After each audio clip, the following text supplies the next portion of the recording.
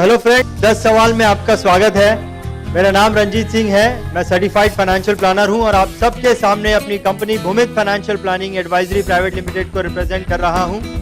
इस फील्ड में हमारी ये कोशिश है कि हम ज़्यादा से ज़्यादा लोगों को फाइनेंशियल प्लानिंग के बारे में बता सकें, ज़्यादा से ज़्यादा लोगों को फाइनेंशियल प्लानिंग इंप्लीमेंट करने के लिए मोटिवेट कर सकें। तो आज के इस प्रोग्राम में हमारे डिस्कशन का टॉपिक है फाइनेंशियल प्लानिंग। दोस्तों, हर वो इंसान जो अपनी ज़िंदगी में कुछ कर जाते हैं, बहुत सारे लोगों के आइडल बन जाते हैं। तो ऐसे ही कुछ लोग जिन्होंने अपनी ज़िंदगी में छोटे बड़े मुकाम किए हैं, आज हमारे साथ में हैं। हम उनसे बातें करके फाइनेंशियल प्लानिंग के बारे में उनके विचार लेने वाले हैं। आशा करता हूं कि उनके विचार हम सबको मोटिवेट करेंगे। तो इसी सोच के साथ हम आज के प्रोग्राम की शुरुआत करते हैं। तो let me first introduce our today's guest. सबसे पहले गेस्ट हैं mister Prakash Gadre.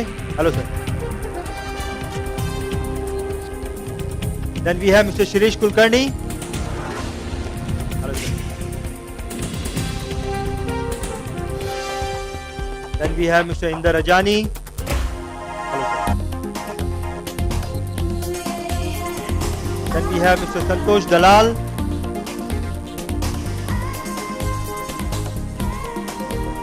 We have mister Sant सुजातन।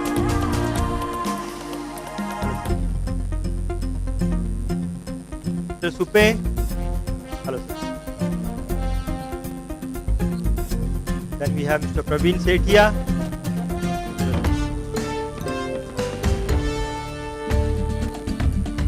Then we have Mr. Naveed Mullah.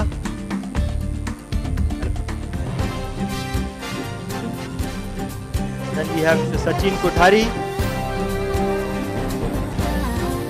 Last but not the least, our lovely audience.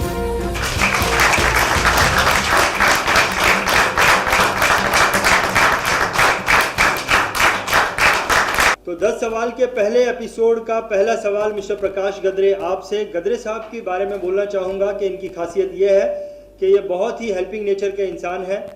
By profession ये सिविल इंजीनियर हैं और CFA हैं। Retirement के बाद ये एक रिक्रूटमेंट कंपनी में एज ए डायरेक्टर काम करते हैं।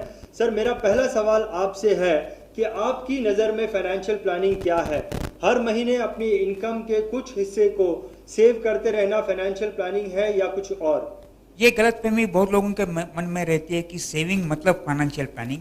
फाइनेंशियल प्लानिंग सेविंग एक सिर्फ जरिया है जिसके थ्रू आप फाइनेंशियल प्लान अचीव कर सकते हो।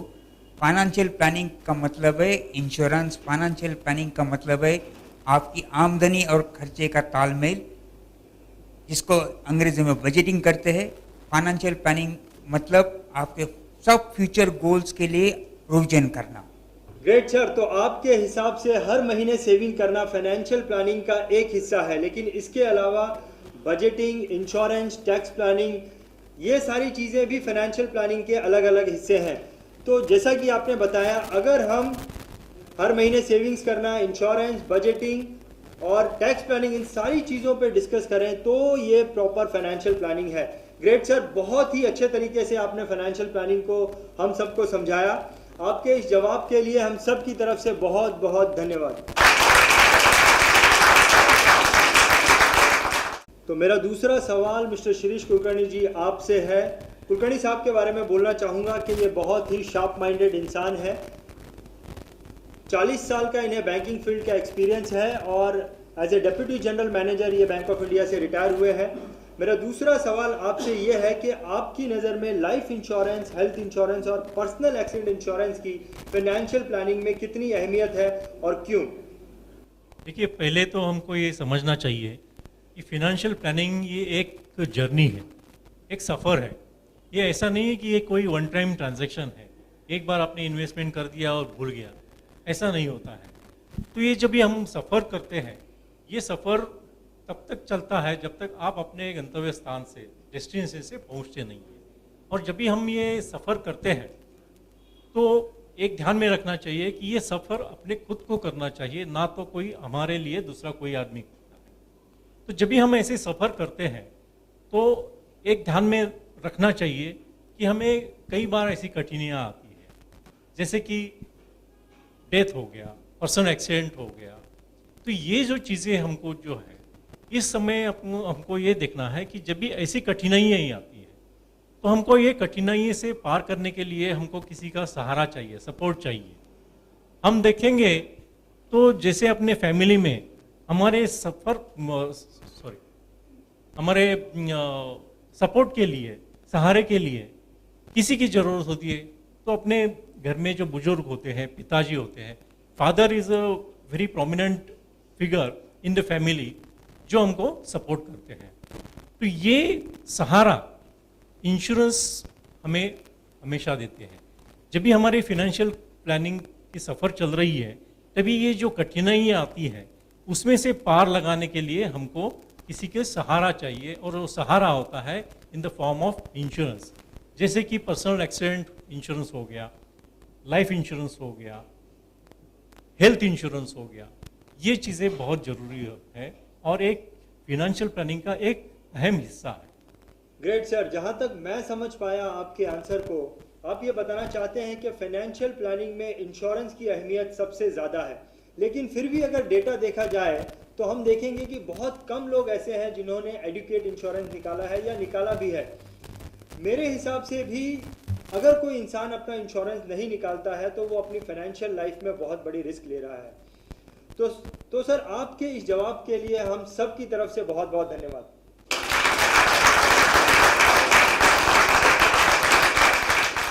मेरा अगला सवाल मिस्टर इंदर रजानी जी से है। मिस्टर रजानी के बारे में बोलना चाहूँगा कि he is a great inspiration for me. Retirement के बाद में इन्होंने बिजनेस की शुरुआत की और अपने बिजनेस में बहुत ज़्यादा कामयाब है।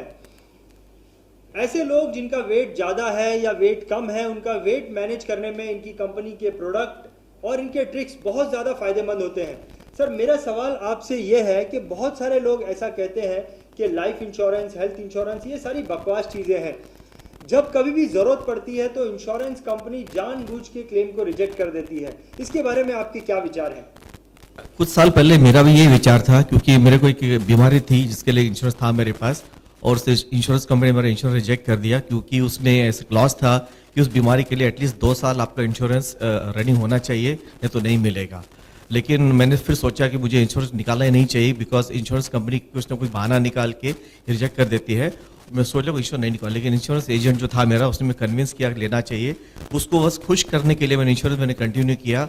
लेकिन अनफॉर्चुनेटली मुझे और एक ऐसा कुछ बीमारी लग गई जिसमें हॉस्पिटल एडमिट होना पड़ा, और अच्छा खासा उसका बिल आ सकता था। लेकिन बिकॉज ऑफ इंश्योरेंस एजेंट में हेल्प किया, मैंने इंश्योरेंस कंटिन्यू किया, और जो 1.5 लाख का बिल निकला पूरा इंश्योरेंस कंपनी भरा, और मुझे सिर्फ 2,000 भरने पड़े। और उस टाइम मेरी फाइनेंशियल कंडीशन भी अच्छी नहीं थी। तो मेरा कहना मतलब ये है कि हम लोग सुनी सुनाए बातों ज़्यादा यकीन करते हैं, बट हम लोग जब भी हमको इंश्योरेंस पेपर सही करते हैं, हम लोग कुछ सवालात और की जो टर्म्स कंडीशन पढ़ते नहीं है। पर मेरा कहना यह है कि आप टर्म्स एंड कंडीशन ठीक से पढ़ो तो समझ में आएगा कि हर इंश्योरेंस की कुछ टर्म्स एंड कंडीशन होते हैं जिसका पूरा एडवांटेज उठा सकते हैं। इंदर जी, मुझे ऐसा लगता है कि आपका जवाब सुनने के बाद बहुत सारे लोगों पर इसका प्रभाव पड़ेगा और उनकी सोच बदलेगी, और अगर ऐसा हुआ तो वो इस शो की कामयाबी है। Thank you very much for giving such a nice answer.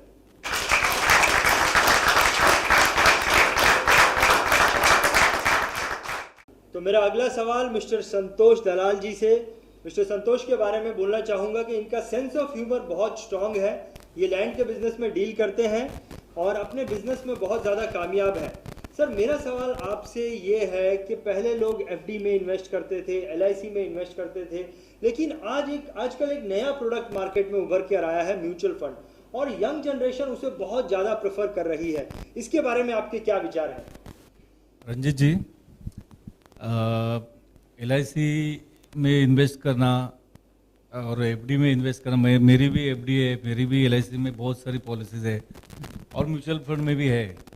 लेकिन मुझे ऐसे लगता है कि एफडी, इंश्योरेंस और जो म्यूचुअल फंड है ये थोड़ा एक अलग अलग है, क्योंकि म्यूचुअल फंड जो इंश्योरेंस है वो इन्वेस्टमेंट के लिए नहीं है। मुझे ऐसे लगता है इन्वेस्टमेंट के लिए जो है, जैसे म्यूचुअल फंड है या एफडी है, इंश्योरेंस में क्या होता है कि इंश्योरेंस जो है वो प्योरली अपने फैमिली प्रोटेक्शन के लिए होता है, तो उसको इन्वेस्टमेंट के लिए हम लोग नहीं देखना चाहिए, मुझे लगता है।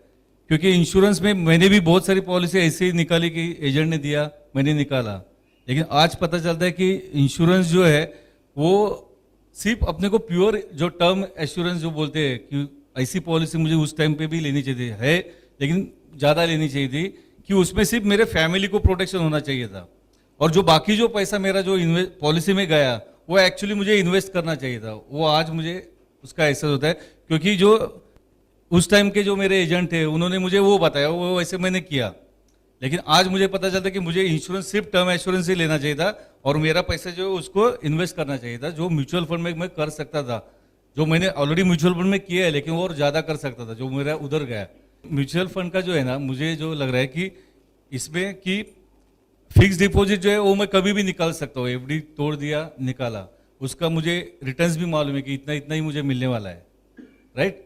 लेकिन और इंश्योरेंस पॉलिसी का जो रिटर्न्स है तो उसका तो कुछ रिटर्न है ही नहीं, वो तो बाद में 5-6% हो जाता है। और एक्चुअली हम लोग क्यों निकालते हैं रिटर्न्स के लिए? तो इंश्योरेंस निकालना ही नहीं चाहिए, इंश्योरेंस तो फैमिली प्रोटेक्शन के लिए निकालना चाहिए, और रिटर्न्स के लिए बहुत सारे प्रोडक्ट है जैसे शेयर में लोग करते हैं। तो म्यूचुअल फंड एक सेफ है, क्योंकि म्यूचुअल फंड में क्या है कि इमीडिएट हम लोगों को उसमें एक कंपल्सरी सेविंग भी होती है, अगर लिक्विडिटी भी है, कभी निकालना है तो निकाल भी सकते हैं, उसको अगर डालना है किसी महीने में कम डाला है एसआईपी कर सकते हैं तो एसआईपी में कम डाल सकते हैं, ज़्यादा डाल सकते हैं, जैसे मेरे मतलब जैसे पैसा है वैसे वो हिसाब से डाल सकते हैं। अभी हमारा लैंड का बिजनेस है, कभी हम लोग बहुत ज़्यादा पैसा आता है तो एक साथ इन्वेस्ट कर सकते हैं, कभी कभी इन्वेस्ट कर देंगे लैंड में तो फिर वापस कम हो जाता है। तो इसके लिए म्यूचुअल फंड जो है वो बेस्ट है। ये इंश्योरेंस और जो आप बोल रहे हैं कि एफडी तो हम लोग कभी भी तोड़ सकते हैं, तो उसका इंटरेस्ट का कुछ वैल्यू नहीं रहता, वो तोड़ दिया तो रेगुलर इन्वेस्टमेंट नहीं हो सकता वो। और इंश्योरेंस जो है वो इंश्योरेंस का जो है मुझे लग रहा है कि इंश्योरेंस ये सिर्फ फैमिली प्रोटेक्शन के लिए होना चाहिए, ना ही कि इन्वेस्टमेंट के लिए। रही गई बात तीसरी की म्यूचुअल फंड बेस्ट है, क्योंकि म्यूचुअल फंड में हम लोगों को ये सब बातें हैं म्यूचुअल फंड में कि जो हम लोग एक अच्छा इन्वेस्ट कर सकते हैं। और इसमें मुझे लगता है कि म्यूचुअल फंड में इन्वेस्ट करना है तो एक एडवाइजर एक अपना ये होना ही चाहिए, जैसे कोई भी इसमें प्रोफेशन में जो एडवाइजर रहेगा तो वो बेस्ट रहता है। और हम लोग कैसे भी इन्वेस्ट कर देते तो एक अच्छा एडवाइजर होना, एक अच्छा ये होना, क्या बोलते हैं उसको, हाँ प्लानर होना बहुत जरूरी है म्यूचुअल फंड में। तो बेस्ट मेरे जो पैसे मैं जो डालूंगा वो मेरे अच्छा प्लानर रहेगा तो अच्छे पैसे मेरे इन्वेस्ट उधर अच्छा रिटर्न्स भी मुझे मिलेगा। सर, जहां तक मैं आपके आंसर को समझा, शायद आप ये बोलना चाहते थे कि म्यूचुअल फंड में फ्लेक्सिबिलिटी है, म्यूचुअल फंड के अंदर जो इक्विटी इन्वेस्टमेंट है उसमें हाई ग्रोथ मिलने की अपॉर्चुनिटी है। इनफैक्ट मैं भी लोगों को यही सलाह देना चाहूँगा जो लोग इन्वेस्टमेंट करते हैं कि उनका भी कुछ पैसा म्यूचुअल फंड में होना चाहिए। So thank you very much sir, आपके विचार हम सबके सामने रखने के लिए।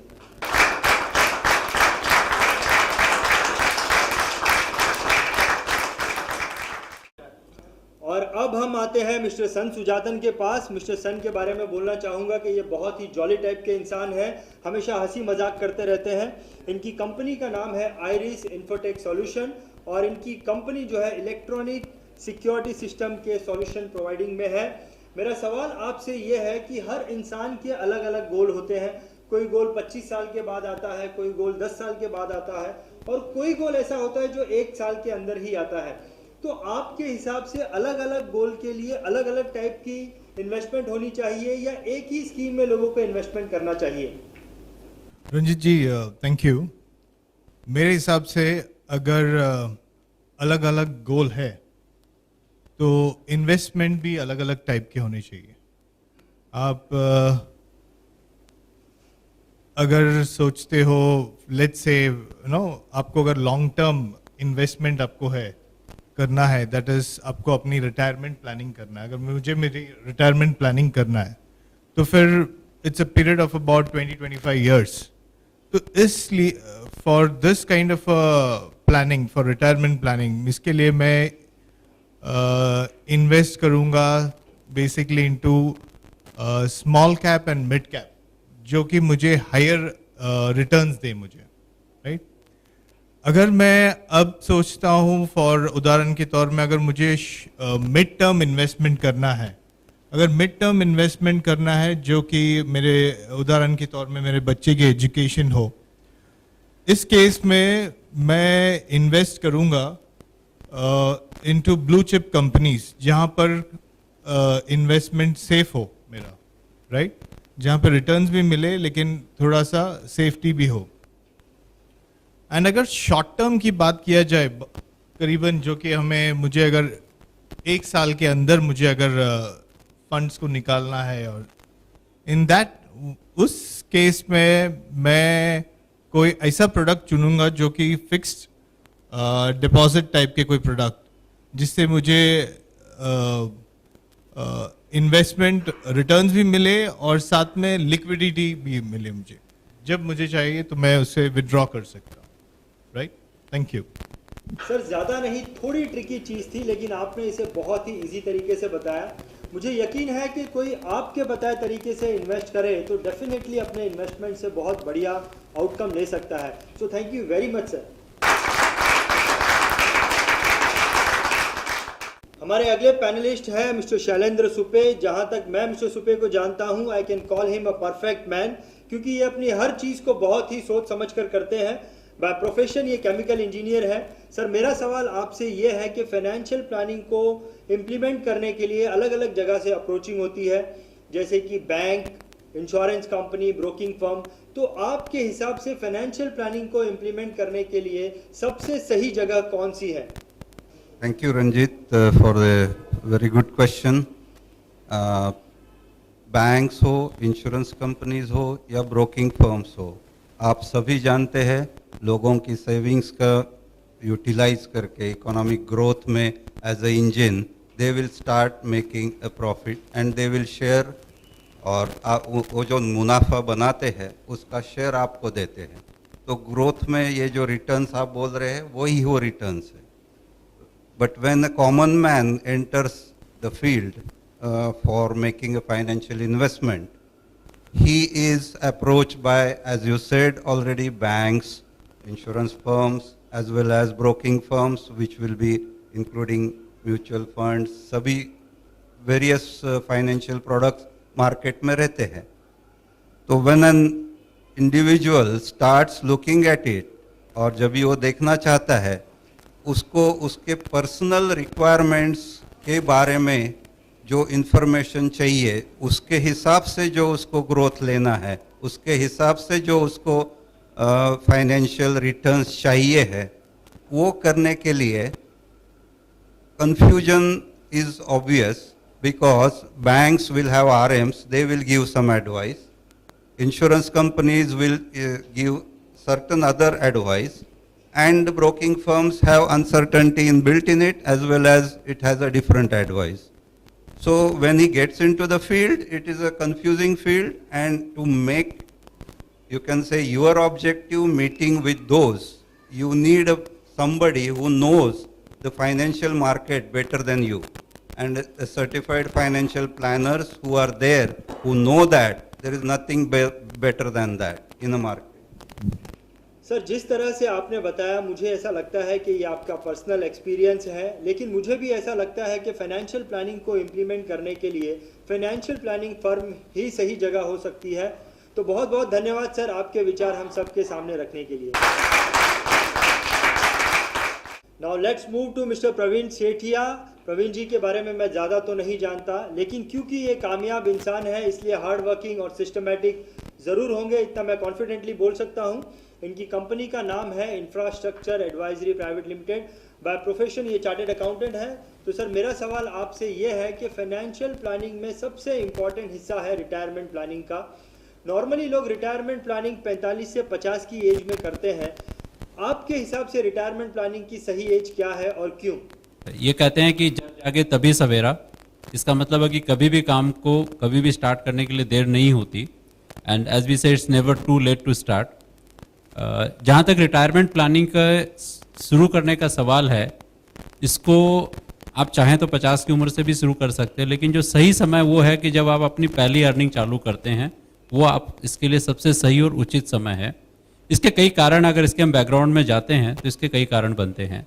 सबसे पहले कि आपको एक लंबा समय मिलता है अपने रिटायरमेंट प्लानिंग को करने का, और आप जब लंबे समय के लिए अपनी रिटायरमेंट प्लानिंग के लिए इन्वेस्ट करते हैं तो आप जो कई इन्वेस्टमेंट साइकिल्स के बाद में आपको वो पैसा काफ़ी बड़ा हो जाता है।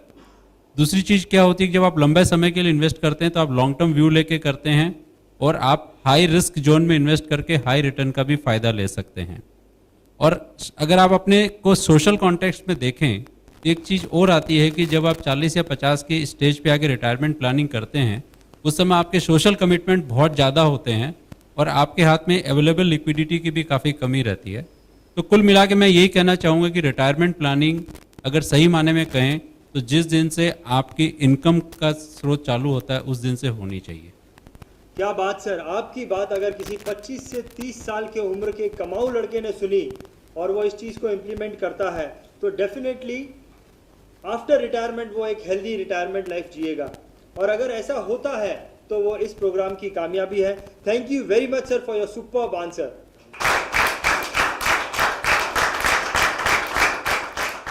So our next question is for Mr. Navid मुल्ला।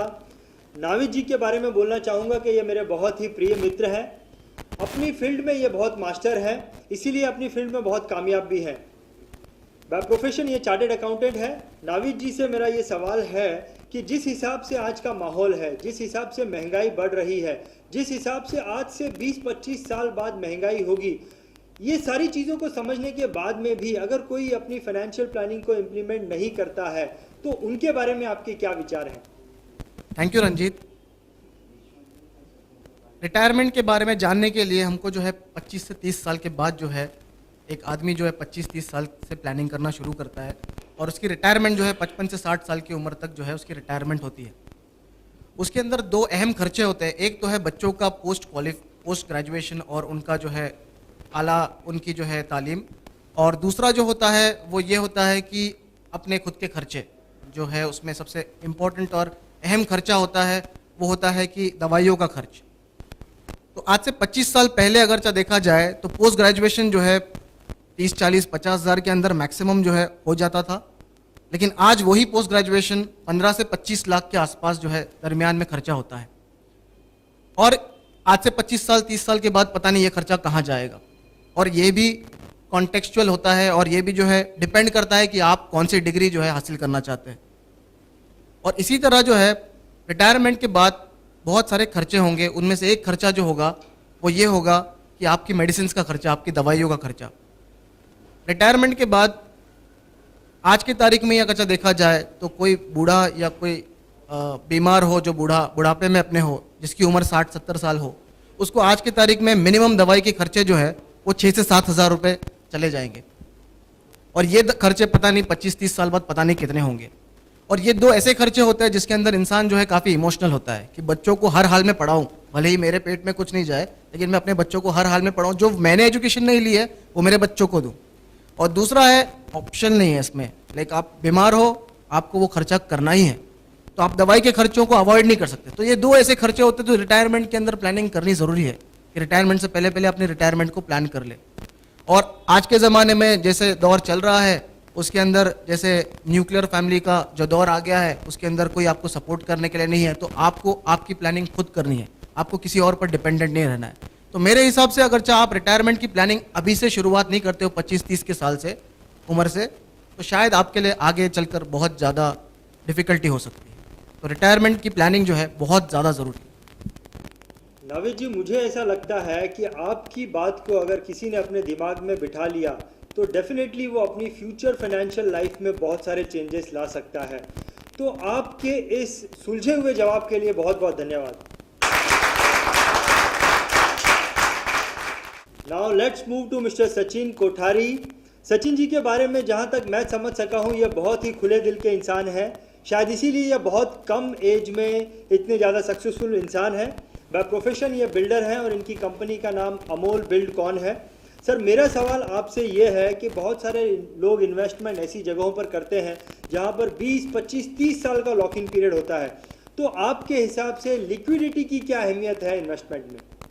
मेरे हिसाब से लॉन्ग टर्म इन्वेस्टमेंट करना अच्छी बात है और लॉन्ग टर्म इन्वेस्टमेंट में एक इंसान कंपलसरी कमिटमेंट में आ जाता है, लेकिन कुछ बातों का ख्याल इसमें अपने को ये रखना है कि long term investment open ended scheme में हो तो बेटर है, बिकॉज इन्वेस्टमेंट में अपने को फ्लेक्सिबिलिटी मिलती है, जिस हिसाब से हम चाहे वैसे हमारा इन्वेस्टमेंट विड्रॉल या कर सकते हैं। जैसे फॉर एग्जांपल आपको मैं बताऊंगा, जैसे मैं सोच रहा हूँ कि मैं 20 साल के बाद रिटायर हो रहा हूँ अभी, सो शायद मैं 10 साल के बाद ही हूँ, या फिर बच्चों के एजुकेशन लेके अगर 15 साल मुझे कुछ इनको एजुकेशन ये देनी है, लेकिन वो 10 साल में मुझसे मांग रहे हैं, या फिर इन्वेस्टमेंट जो है वो मुझे कहीं और करनी है। 5 साल के बाद मुझे लग रहा है आज इन्वेस्टमेंट ये सही है, लेकिन 5 साल के बाद शायद किधर और लगे, तो अगर मैं लॉक इन में रहूँगा तो कर नहीं सकूँगा। अगर ओपन एंड स्कीम में रहूँगा तो डेफिनेटली मैं कर सकूँगा,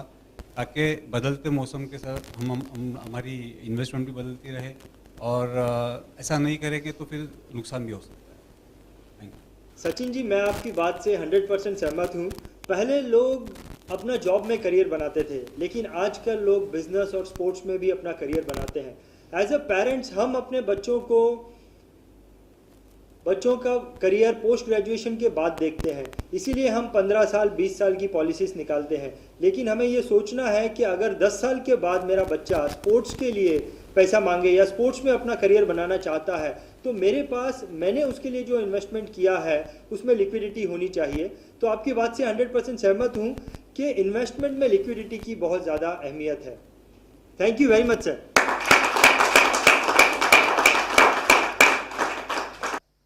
last but not the least, मेरा 10वां सवाल आपसे है। आपने मुझे बताना है कि आपको सबसे बढ़िया जवाब कौन सा लगा।